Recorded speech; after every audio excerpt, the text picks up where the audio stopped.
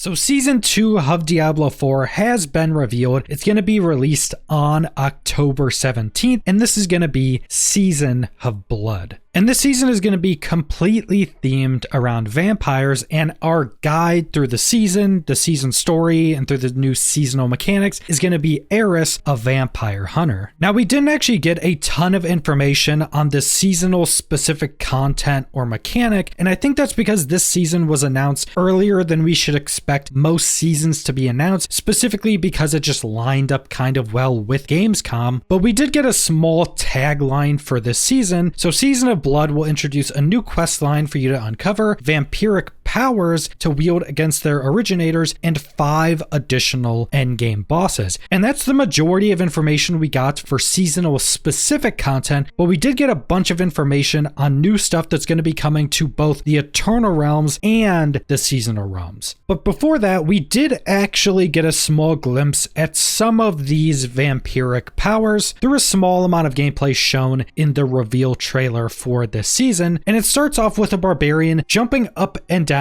vertically. Now, there were cuts in between this, but it seemed like from looking at this that the barbarian was jumping up and down through vertical areas where you would usually need to do a movement mechanic. So you go up to the wall, press space, and your guy climbs up the wall. I'm not sure if this was just some artistic stuff for the trailer, or if this was actually something they're adding into the game as a new way to traverse terrain. But the main vampiric specific powers we got to see was, first off, it seems that every class is going to be able to modify their dodge ability, because multiple of the classes were shown using their dodge ability, and it basically turned this into what looked like a teleport, where you turn into some bats, then basically teleport in the direction you were using your dodge ability. And I do think that's actually a cool customization to have as part of the seasonal mechanic, allowing you to customize your role into something different. And this is also something that I could very easily see being permanently added into the game. I don't think this is such a massive amount of additional power that they wouldn't want to add it into the Eternal Realms. So we could possibly see this being added into the game permanently if players like it. But then we did also get to see what seems like the vampiric affix on characters. Now, it was kind of hard to see, but one of the characters fighting seemed to have almost 2 different animations. One looked like just kind of a blood mist coming from one of the enemies to the character, and the other looked kind of like these blood globules coming to the character as well. And it was even hard to see if maybe these were enemy attacks or if this was some type of effect for the character. Now, my idea with this would be that there may be multiple different types of vampiric. So maybe one is some amount of lifesteal on dealing damage, and maybe one is some amount of lifesteal or buffing through killing enemies. But everything in this next section is coming both to the seasonal and Eternal Realms. So all the next information I'm going over is coming to both. So first off, we have 5 new or returning endgame bosses. And we have gotten this teased in the past that they would be bringing back a lot of the main act bosses from the campaign as endgame versions, hopefully super difficult uber boss versions. So we could farm these campaign bosses into the endgame, which I think is really cool. It's something I very much wanted for Diablo 4, to have more systems that allow you to specifically farm bosses, so you could create builds around boss farming. And a lot of the campaign bosses are really good. Like even something like Lilith at the end of the campaign is basically the same as Uber Lilith, just there were some changes in the Uber Lilith version, and a lot of the other bosses through the main campaign were really cool boss fights that have a lot of very interesting mechanics that I think are going to work very well when in an endgame version, where if you say get hit by one of these mechanics, they're going to come close to killing you in a single hit. And this is specifically mentioned as new and returning bosses. So if I would have to wager a guess, we'll probably get like maybe 2 new bosses and then maybe 3 returning from either the campaign or maybe from other Diablo games, because this doesn't specifically say if it's returning bosses from Diablo 4. So maybe we could even see some bosses coming from previous Diablo games. But something else that's tied to these new endgame bosses is better target farming of uniques and uber uniques. And this target farming of uniques does seem to be tied to these bosses specifically, which I definitely think is something really good. Like I mentioned, I've wanted bosses to be a bigger part of Diablo 4 and actually have good rewards for doing them. So if you're somebody that's had difficulty getting, say, a Tempest Roar, this could help you out quite a lot. And they're also mentioning that you're able to target farm uber uniques. So hopefully this means that people actually be able to obtain Uber Uniques, which would actually add quite a lot of new items to chase into the game, because as of right now, since Diablo 4 has released, Uber Uniques basically don't exist. There's been a handful of Uber Uniques obtained for the entirety of the player base, and this game has sold a ridiculous amount of copies. So this is easily one of my favorite parts of what's been announced for Season 2 so far. And then we get into some pretty big overhauls and quality of life additions.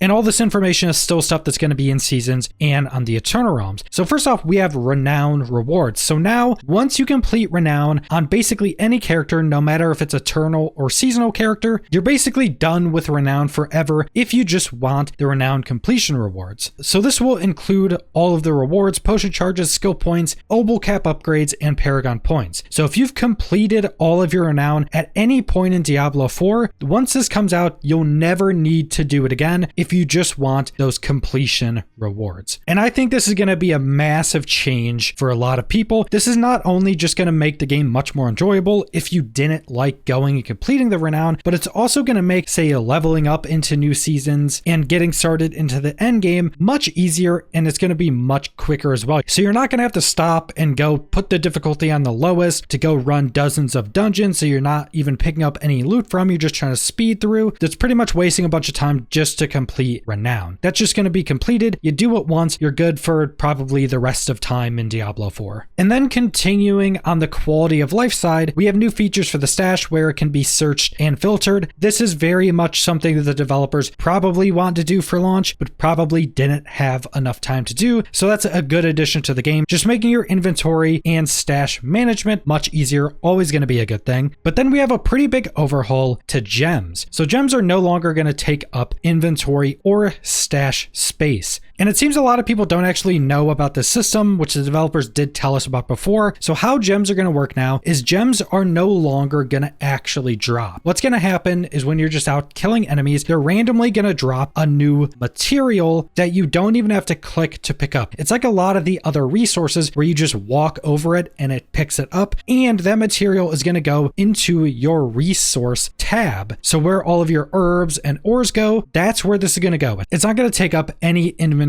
or stash space anymore, and then you're just going to go to some vendor, probably one of the existing ones, and you're just going to craft gems with that new material that drops. So after this change comes in, you're going to be using zero space in your character or stash inventory for gems. You're just going to be building up this resource. Anytime you need a gem for a piece of gear, you're just going to go craft it, put it directly into that piece of gear, and this is going to save you a bunch of space both on your character and in your stash. And then next up, we have some pretty big overhauls to stats. First being updated elemental resistance systems. And we did get told about this a while ago. And when the developers talked about this, they talked about this as an overhaul to resistances. So I don't think this is just going to be them making resistances multiplicative. I think this is going to be a pretty big change in how resistances work. They want resistances to be a pretty big part of the defensive game. So this will also have a pretty big effect on gearing because you'll actually want resistance on your gear. So this will have a pretty big impact on both gearing and how tanky your characters feel. I think this will probably also give you more control over building your character's defenses, because right now you basically just get every percentage damage reduction anywhere you can get it, and that's basically all you can do. But there's more gear that can get resistances on it, and there's actually a lot of resistance nodes in your Paragon boards, a lot more than there are just damage reductions. But because elemental resistances are so weak in the game right now, nobody takes them. But once they become much stronger and get reworked, a lot of the nodes in your Paragon boards are going to open up to make you a lot more tanky if you want to go more into defensives. And likewise, there's going to be changes to the functionality of vulnerable, overpower, and critical strike damage. Now, going off of previous information we've gotten from the developers, vulnerable and critical strike damage are definitely going to get overall nerfed, and overpower is probably going to get a massive buff. And I think this is going to be much more than just you do more overpower damage now, and vulnerable has lower rolls on gear and critical strike damage is less. I think this is going to be a pretty substantial overhaul to how these different stats are actually calculated, because right now in Diablo 4, if you don't have vulnerable, your build sucks compared to every other build that has vulnerable. Vulnerable is just its own bucket of multiplicative scaling, so they're